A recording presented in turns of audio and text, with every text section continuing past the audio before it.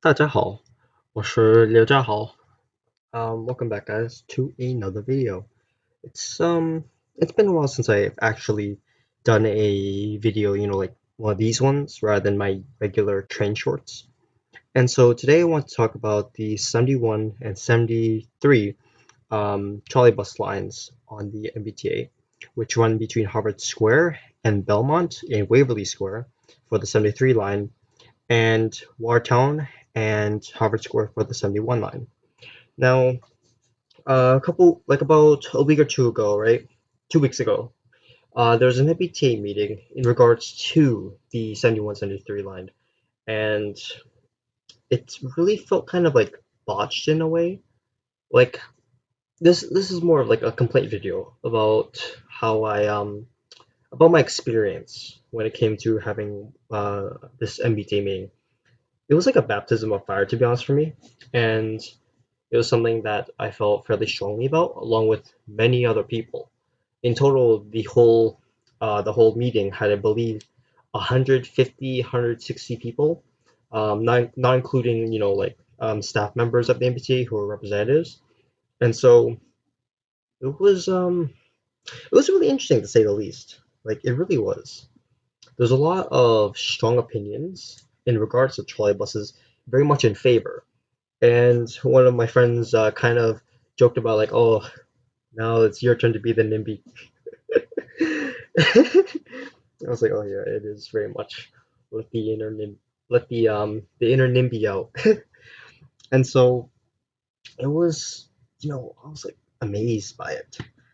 The way that the whole thing was set up, it was very much different compared to other meetings I've been to for the MBTA. Mostly regards to fairs, which is the most recent ones I've been actually attending.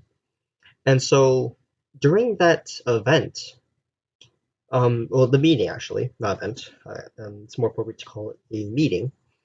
There was a lot of, I guess, pullback from the MBTA in terms of what the community wanted. I was actually surprised to believe that there were prior meetings before this that happened that kind of like, fell under my radar, mainly because I wasn't really um, fully deep into these topics up until about 2 months ago, 2.5 months ago. That's when I really got into it more often. And so, it's just I guess it was just something that was bound to fail. I've kind of accepted that, and well, I just hope that whatever comes next, it can be something that is actually better in the end. I am a full supporter of trolleybuses. I think they are much better than battery electrics, especially considering the costs, the maintenance, and the resources needed when we're making this push, right, towards electrification from no matter what type of electrification it might be, battery, direct, or even like hydrogen. Um, I think there has to be some real consideration on the amount of resources being used in order to get these types of materials, in order to get the infrastructure and the vehicles we need. Um, One thing in particular that has had a lot of push and pull and topic and debate are electric cars in particular, mainly because there's a lot of strong opinions on it. um, People from more right-wing groups, they tend to be more against electric vehicles, mainly because of the belief that they are much more harmful for the environment compared to a gasoline or diesel fueled car. And there's a lot of was it strong opinions on the left as well, mainly in terms of the ethics regarding battery electrics and the extraction of battery related like materials. The most common being lithium, and correct me if I'm wrong, I think cobalt. But lithium is the stronger of the two. That I am for sure is a part of was it the battery production process. I think every single battery I know of uses lithium. As I'm not fully aware if there are other alternatives, but there was a comment actually on the ethics on lithium use and lithium batteries, and that we should use trolleybuses because they're much more ethically sustainable, and it helps fight against those type of industries that do perpetuate the use of lithium and the use of child labor to obtain that lithium, especially in South America. And so that comment is really interesting, in which there was that they use a lot of was it like strong language to kind of um, I guess like try to pull the heads of the MBTA administration into understanding where we're coming from, especially in terms of ethics. And I didn't really like the response for it, which was basically just to basically like a light away from the question and just avoid it altogether by saying, it's like, yeah, there's all negatives when it comes to, these type of decisions. And, that wasn't really a strong argument against it. And the other thing was that there were studies in regards to the conversion of trolleybuses, diesel buses, and battery electrics. But about that type of study is that they were using the current fleet that we have, the current fleet of trolleybuses, which were put in service in 2004, compared to the battery electrics and the diesels, in this case being less than 2 to 5 years of being in service. And so it didn't really seem like a properly holistic approach, as someone mentioned in the meeting. And I really feel like they could have done that. The other thing is, well, it was a fairly hard fight in my opinion. I said I had quite a lot of things to say. I didn't personally, you know, unmute myself and speak out my concerns or anything. I mostly sent it through the chat. Mainly my I don't have the what's it called, the social ability to do that type of thing. Maybe in real person I could probably do it, but online's a bit different. Like right now, right? I'm just speaking to myself, facing my own computer. No one's on the other side. You guys are gonna. I know you guys are gonna watch like later, but it's not the same feeling when you see the same person on the other screen. But like I don't know, it's just not the same to me. It doesn't have the same effect, and I don't react the same way either. And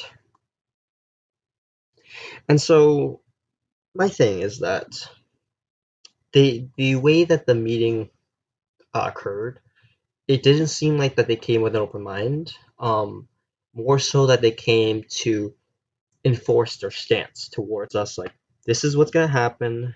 These are the changes that will happen. These are around the general deadlines that they will be occurring, and that there were a lot of people there. Like I said, 150 for an 150 to almost 160 people for an online meeting is like a lot of people. Like you might not think 150 is a lot, especially for these type of serious issues. You probably think, oh, 300, 400, 600, that type of thing.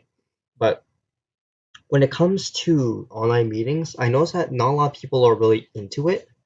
But also, it's really like one of my professors. I kind of had a discussion with him on it, and he pointed out something I thought was really important, in which you don't feel the power of the people, nor the intimidation of the fact that there's 150 plus people sitting in front of you, unless you actually did it on in person. Online, it's technically more accessible, but it feels a bit more slacktivist, where you say you might go, you say you're supportive of it, but then in the end you don't really go. Being in person, I think it's much more empowering and much more so it really allows you to get into it. You're on the screen, it happens.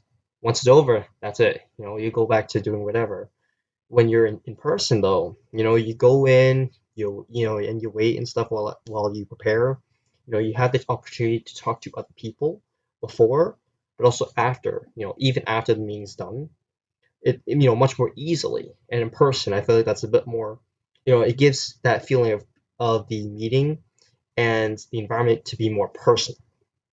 And also seeing like dame faces in front of you talking about how angry they are about these changes, I think that also has a much larger effect.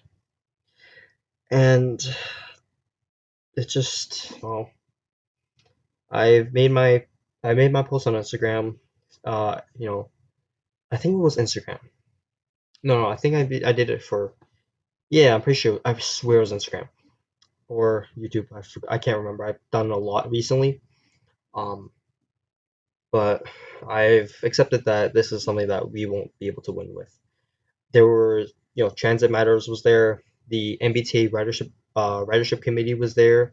There was a North Cambridge Housing Council lead that was there as well, and many people from different areas in Boston, both in Belmont, Watertown, and in like all over Greater Boston, more upzone in the northern area, and a lot of college students as well, myself included.